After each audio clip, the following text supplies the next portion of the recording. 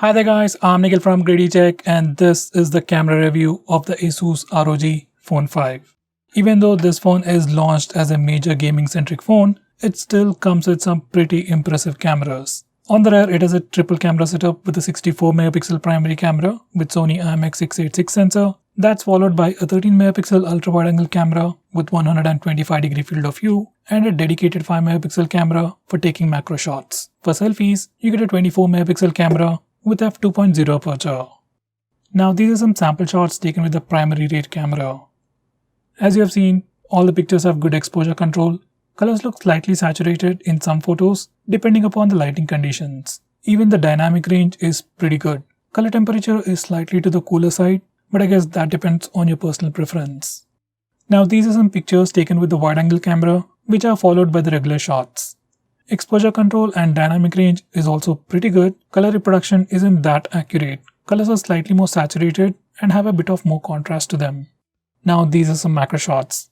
In this aspect, Asus has really done a great job. Color reproduction is pretty good, but the colors are slightly on the duller side.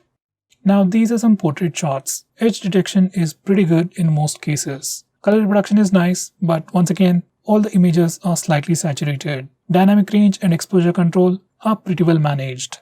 Now even though this phone has a 64 megapixel camera, by default it compresses the image using pixel binning. So for some reason if you want to take a bigger 64 megapixel picture, we also have a dedicated 64MP mode. Most of the time you won't notice any major difference between the regular picture and the 64MP mode unless you zoom in.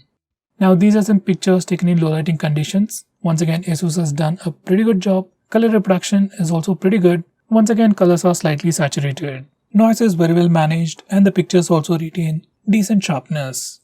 Now these are some pictures taken with the wide angle camera in low lighting conditions. Now these pictures are much more softer. Everything looks like a watercolor painting.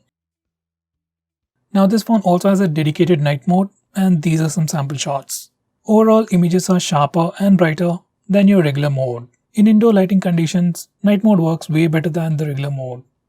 Now these are some sample selfies. Color reproduction is pretty accurate and the skin tones also look pretty good. Even the dynamic range and exposure control are pretty good. Sometimes it could have done better, but overall it's acceptable.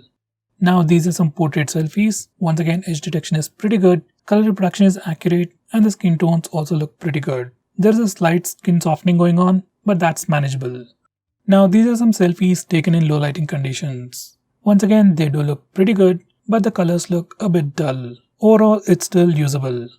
Now this is a sample footage from the rear camera recorded at 1080p resolution. This phone offers electronic image stabilization and it's pretty decent and could be better for the price. Exposure control and dynamic range is decent. As for the colors, they are a bit dull. Now this is a sample footage recorded with the wide angle camera. Once again we have electronic image stabilization, so the footage is pretty decent. Colors are nice, but the footage could have been sharper. We also have a dedicated ultra steady mode and this is the sample footage.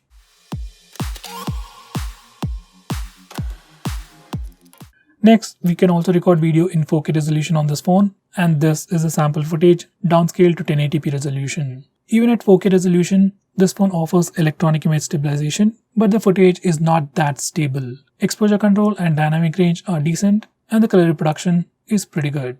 On this phone, we can also record video in 8K resolution, downscaled to 1080p. Once again, there is electronic image stabilization, but the footage is kinda shaky. Exposure control, dynamic range are decent, and the color reproduction is good, but the colors are slightly to the duller side.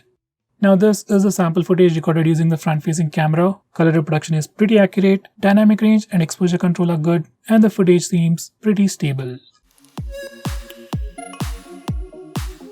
So guys, to conclude, cameras on this phone are pretty decent. They're not the best in the price segment, but for a gaming centric phone, these cameras are definitely pretty good and definitely can get the job done. So guys, what do you think about the camera performance of this phone? Do let me know by commenting below this video, and if you're planning to buy this phone, use the link in the description. It always helps the channel. With that said, this is Nikhil signing off. See you in my next video.